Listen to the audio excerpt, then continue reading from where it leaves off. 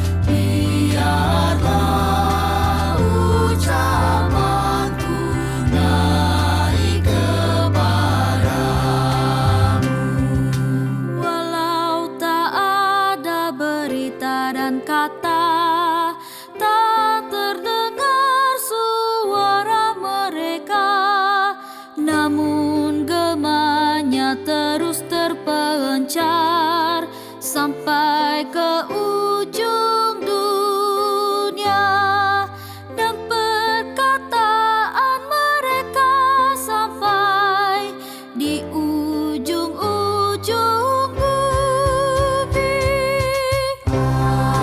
Agung, agung, karya-Mu ya Tuhan, biarlah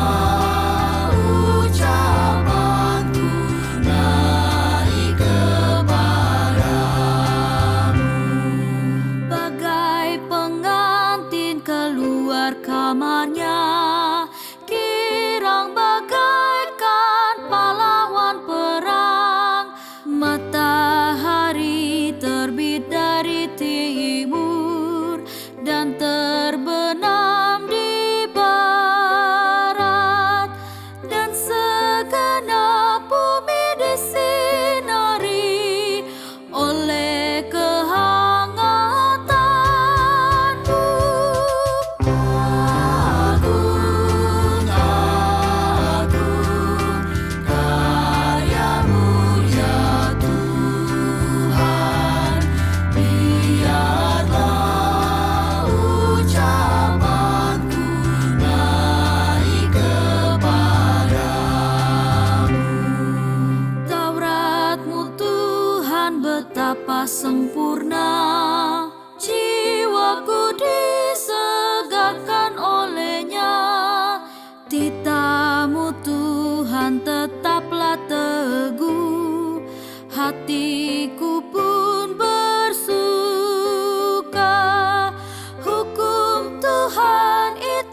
suci murni, mataku pun percaya. Agung, agung, karya-Mu ya Tuhan, biarlah ucapanku naik kepadamu. Yang berpegang teguh pada Taurat-Mu akan mendapat upah yang besar. Bebaskanlah aku dari yang sesat, yang tak aku sadari. Lindungilah hamba-Mu ya Tuhan, agar ku tak bercela. Agung, agung, karya-Mu ya Tuhan, biarlah ucapanku naik kepadamu.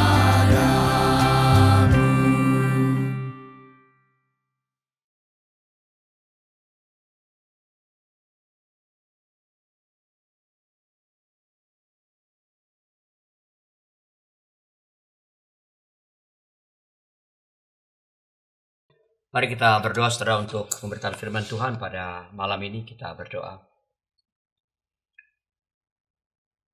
Tuhan, kami sungguh mengagungkan nama-Mu karena Engkau terus-menerus menyertai kami dalam sepanjang perjalanan kami dari kami bangun tadi pagi hingga malam ini.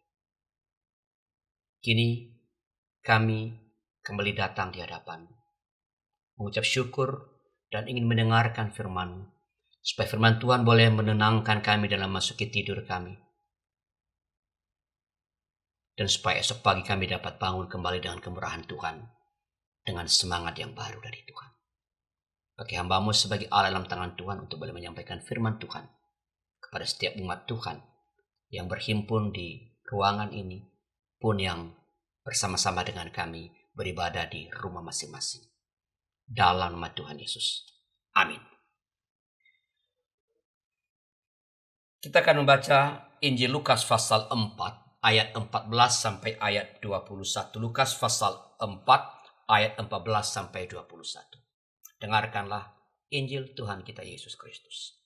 Dalam kuasa Roh kembalilah Yesus ke Galilea, lalu tersebarlah kabar tentang Dia di seluruh daerah itu. Sementara itu ia mengajar di rumah-rumah ibadat di situ dan semua orang memuji Dia.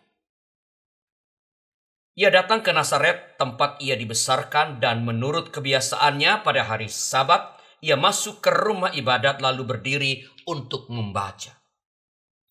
Kepadanya diberikan gulungan kitab Nabi Yesaya. Ia membukanya dan menemukan nas di mana tertulis, Roh Tuhan ada padaku, karena ia telah mengurapi aku untuk menyampaikan kabar baik kepada orang-orang miskin. Ia telah mengutus aku untuk memberitakan pembebasan kepada orang-orang tawanan dan penglihatan bagi orang-orang buta, untuk membebaskan orang-orang yang tertindas dan memberitakan tahun rahmat Tuhan. Ia menutup gulungan itu, memberikannya kembali kepada petugas, lalu duduk. Mata semua orang dalam rumah ibadat itu tertuju kepadanya. Ia mulai berkata kepada mereka, katanya, pada hari ini genaplah nas ini ketika kamu mendengarkannya. Demikianlah Injil Tuhan kita. Yang berbahagia adalah mereka yang mendengarkan firman Allah dan yang memeliharanya. Terpujilah nama Tuhan. Saudara-saudara, kalau kita mencermati Lukas, ya bagian dari bacaan tadi Lukas 4, ya ayat 18 dan 19, maka kita akan segera menemukan bahwa Tuhan Yesus memproklamasikan misinya sebagai misi pembebasan. Misi pembebasan. Dan misi pembebasan yang Tuhan maksudkan itu bukan hanya menyangkut dosa dalam arti yang sempit, melainkan pembebasan yang komprehensif, pembebasan yang menyeluruh. Dalam ayat-ayat ini Tuhan Yesus mengidentifikasi misinya untuk pertama, menyampaikan kabar baik kepada orang miskin. Kedua, memberitakan pembebasan kepada orang-orang tawanan. Ketiga, memberi penglihatan kepada orang-orang buta. Dan keempat, membebaskan orang-orang yang tertindas. Dan yang kelima, memberitakan tahun rahmat Tuhan sudah datang. Kalau boleh saya ringkaskan, maka isi pernyataan misi Yesus ini adalah berlaku adillah.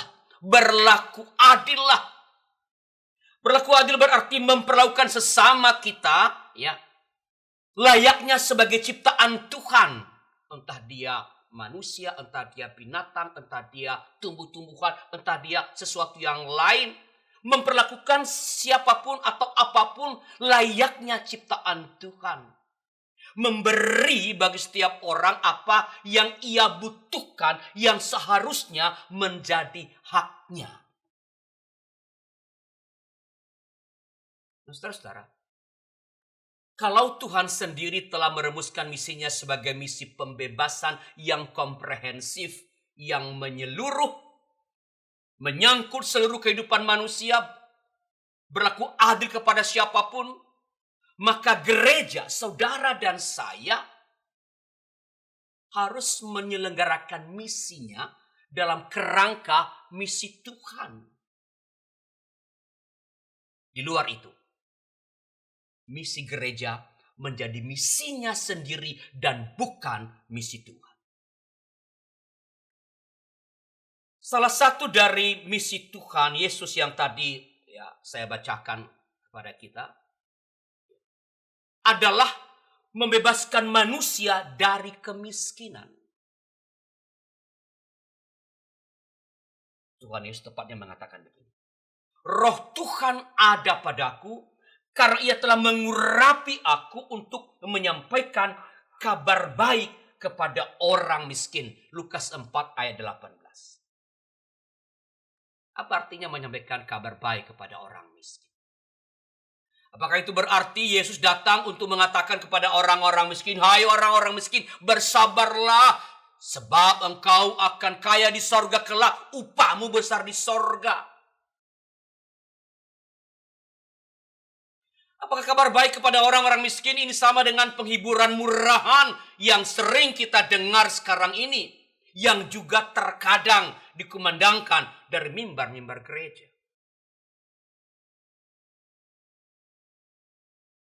Penghiburan yang meninabobokan, penghiburan yang mengkondisikan orang miskin supaya terima sajalah kemiskinanmu. Saudara-saudara, menyampaikan kabar baik kepada orang miskin berarti mengupayakan dengan sungguh-sungguh agar orang-orang miskin memperoleh hak yang sama dalam menikmati sumber-sumber ekonomi yang ada. Dengan demikian, orang-orang miskin tersebut sesama yang tidak seberuntung orang yang lain itu, sama seperti orang lain juga dapat mencukupkan seluruh kebutuhannya. Kebutuhannya adalah ukuran keadilan bagi mereka. Bukan kebutuhan yang menurut saya cukup untuk mereka. Menurutmu cukup untuk mereka. Kebutuhan yang mereka sungguh-sungguh secara fundamental mereka rasakan, itulah ukuran bagi keadilan bagi orang-orang miskin. Tidak hanya itu. Sesama yang miskin juga harus disertakan dalam menentukan kebijakan ekonomi yang hendak dijalankan pemerintah. Mestinya itu yang terjadi. Dengan demikian, menyampaikan kabar baik kepada orang-orang miskin berarti menciptakan struktur ekonomi yang seimbang, adil, dan merata. Itu juga berarti memperjuangkan dan memberlakukan keadilan dalam pemanfaatan potensi ekonomi yang dimiliki oleh bangsa kita.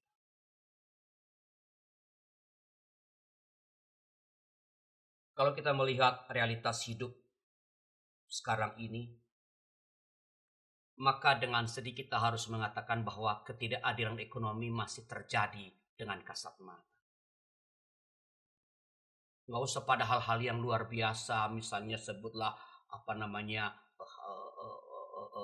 harta yang terpendam terpendam di bawah tanah seperti mining apa sih?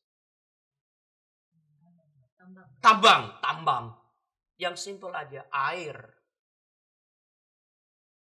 Sumber-sumber air di kafling-kafling. Oleh siapa?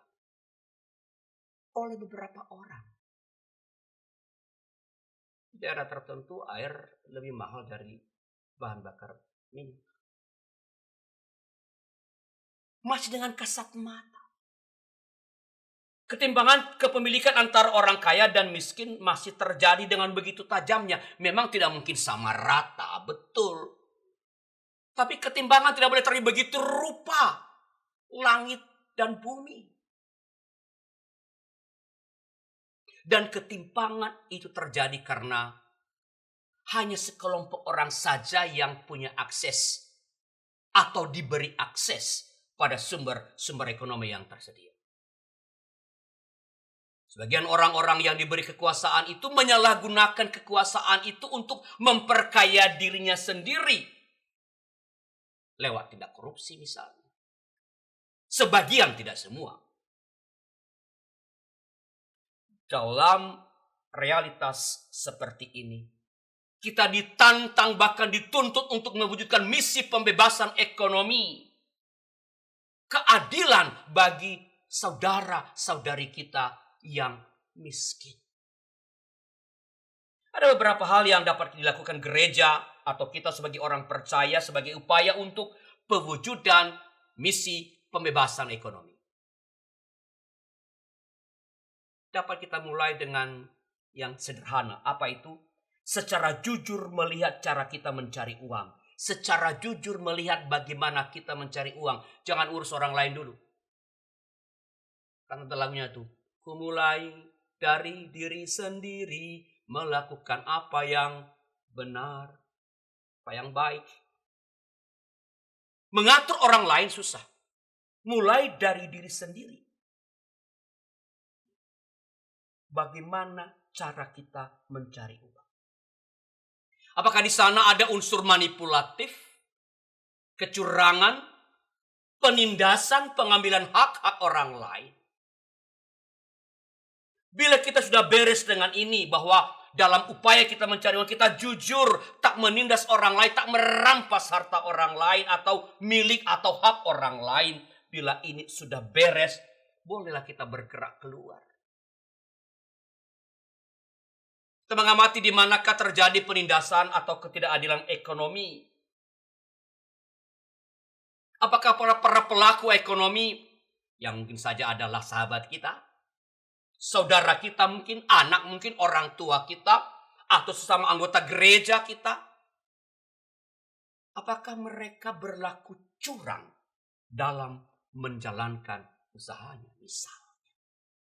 Apakah mereka curang dalam mengejawantahkan, melaksanakan kuasa yang ada dalam tangan mereka yang diberikan Allah melalui rakyat? Bila hal-hal ini memang ada, kita perlu mencari dan melakukan pendekatan-pendekatan, mencari tahu mengapa mereka misalnya berlaku curang. Supaya kita pun berlaku adil dalam mengajak mereka untuk mengendalikan sikap curang tersebut. Kita tidak tahu. Mungkin mereka dipaksa curang juga. Kalau mereka tidak curang, ya nggak jalan bisnisnya. Misalnya seperti itu. Maka kita harus adil mencari cara. Mencari tahu mengapa mereka sampai harus berbuat curang. Karena saya pikir pada dasarnya semua orang termasuk para pengusaha sebenarnya ingin berbisnis dengan lurus. Andaikan itu dimungkinkan. Maka harus jujur. dalam menilai. Ini memang tidak mudah, saudara-saudara.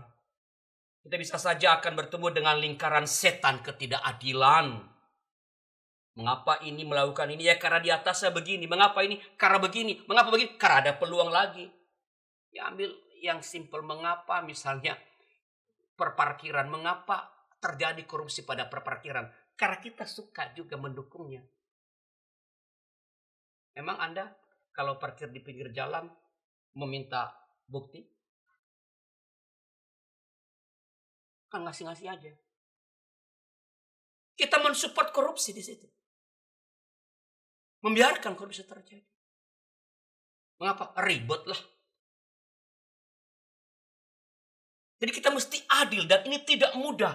Kita bisa bertemu dengan lingkaran setan ketidakadilan. Betapapun demikian, kita tidak boleh menyerah. Bersama dengan semua pihak, semua orang yang berkehendak baik di negeri kita, kita perjuangkan keadilan ekonomi. Kita dukung kalau pemerintah kita atau ketika pemerintah kita berusaha untuk mengembangkan ekonomi yang adil. Dan pada saat yang sama tidak diam ketika misalnya pemerintah kita berlaku tidak adil dalam menata kekayaan negeri kita.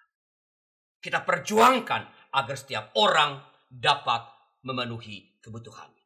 Pada saat yang sama, kita perlu mawas diri.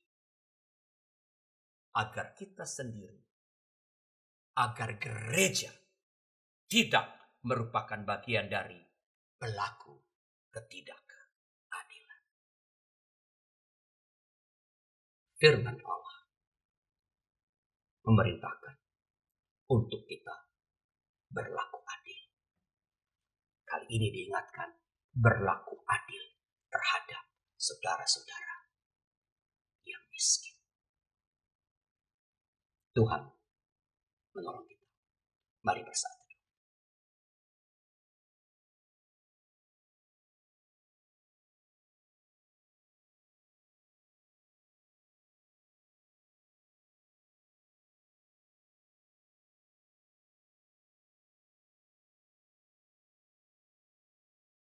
Kita tadi telah mendengarkan firman Tuhan yang disampaikan oleh Pendeta Arlianus Larosa.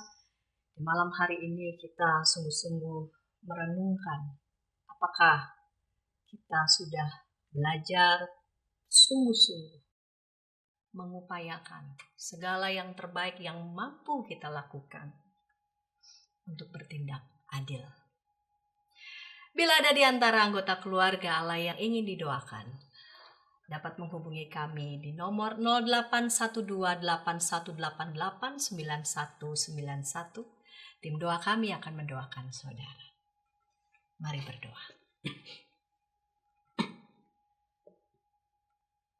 Bapa di surga, kami melihat realitas kehidupan yang sungguh terpampang di depan mata kami. Bahwa sumber daya alam yang Tuhan berikan bagi negeri ini begitu banyak, begitu kaya. Namun kami juga melihat bahwa sumber-sumber kekayaan alam yang demikian luar biasa itu bisa saja hanya dimiliki oleh sebagian pihak yang memang punya kekuatan-kekuatan modal yang luar biasa, yang sesungguhnya itu juga adalah berkat Tuhan yang Tuhan titipkan agar dipergunakan secara bertanggung jawab. Kekayaan sumber alam itu dipercayakan bagi negara, bagi pemerintah untuk mengelolanya. Sehingga kehidupan anak bangsa ini boleh tercukupkan kebutuhan-kebutuhan pokok mereka. Agar hidup mereka sebagai manusia sungguh-sungguh mereka boleh layak jalani. Agar makan, minum, air yang mereka konsumsi, makanan yang mereka konsumsi, pendidikan yang mereka jalani sungguh-sungguh sehat, baik, dan akan membawa efek yang baik bagi mereka dan juga pasti bagi bangsa ini. Kami juga melihat realitas sehari-hari kami bahwa sesungguhnya ketika keadilan itu dapat kami lakukan, kami bisa saja abai atau mungkin menganggap itu tidak perlu. Tolong kami ya Tuhan, dimulai dari diri kami sendiri ketika kami dipercayakan orang-orang yang bekerja bersama dengan kami, tolong kami, agar kami juga dapat berlaku adil. Dan bagi setiap kami yang bekerja juga dapat melakukan pekerjaan itu dengan sungguh-sungguh, dengan penuh integritas, kejujuran, bertanggung jawab. Untuk semua pelaku-pelaku usaha yang Tuhan percayakan dengan berbagai macam privilege agar juga mengerjakan usaha-usaha mereka dengan kejujuran, dengan bertanggung jawab, bahkan juga boleh dengan kesediaan hati menolong saudara-saudara kami sebangsa setanah air yang mengalami kesulitan untuk menyalurkan usaha-usaha mereka agar bisa dijual dan itu lalu kemudian juga dapat berdampak baik bagi kehidupan mereka. Bapa, tolong gereja-gereja Tuhan di seluruh Indonesia ini untuk boleh bahu-membahu, saling topang menopang, boleh saling tolong menolong, agar boleh mengerjakan kegiatan-kegiatan yang berkaitan dengan kehidupan masyarakat dan itu boleh berdampak baik bagi mereka. Dan pada saat yang sama pemimpin bangsa kami juga tidak terlena ketika menyaksikan ada begitu banyak anak bangsa yang punya itikat baik untuk mengerjakannya. Karena sesungguhnya tugas utama mereka adalah agar kebijakan-kebijakan mereka adalah kebijakan-kebijakan yang adil, membawa kehidupan yang sungguh-sungguh baik, agar anak bangsa punya kehidupan, punya martabat. Bapa di surga, kami percaya anak-anak-Mu dalam anugerah Tuhan, pimpinan Tuhan, mau berjuang, mau mengupayakan untuk melakukan misi Allah, yaitu memberitakan keadilan melalui pikiran dan tindakan kami. Inilah doa kami kepadamu, ya Bapa, dalam Yesus Kristus kami berdoa. Amin. Firman Tuhan hari ini mengingatkan kita akan panggilan misional untuk mewartakan kabar baik, memperjuangkan keadilan, menolong orang lapar dan miskin. Pertanyaannya adalah, apakah kita setia menjalankan panggilan misional ini? Setiakah diriku?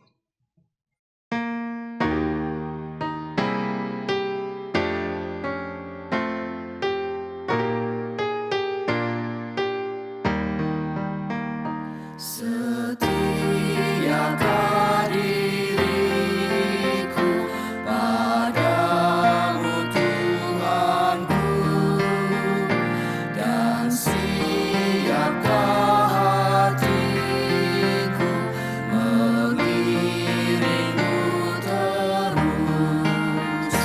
Ku harus mengaku tidak tekun, semangat pun rentan.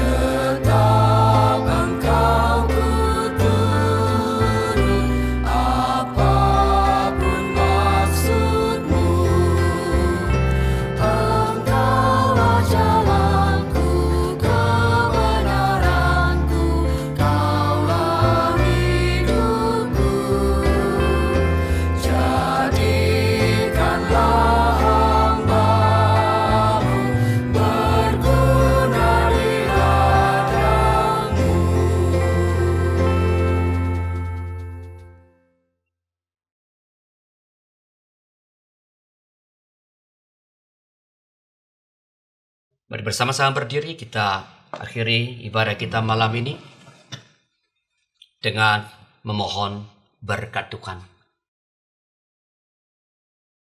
Anugerah Tuhan Yesus Kristus dan kasih Allah dan persekutuan Roh Kudus menyertai kamu sekalian sekarang sampai selama-lamanya. Amin.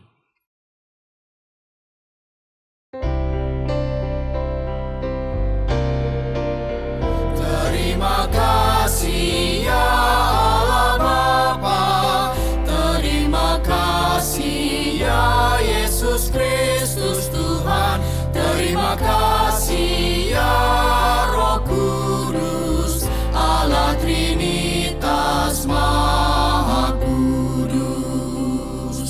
Amin.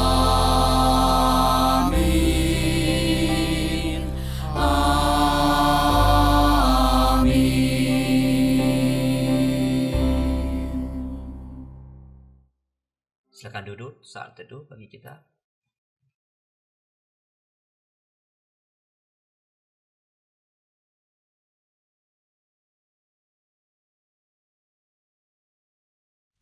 Ya, terima kasih. Terima kasih atas pelayanannya. Engkau wajah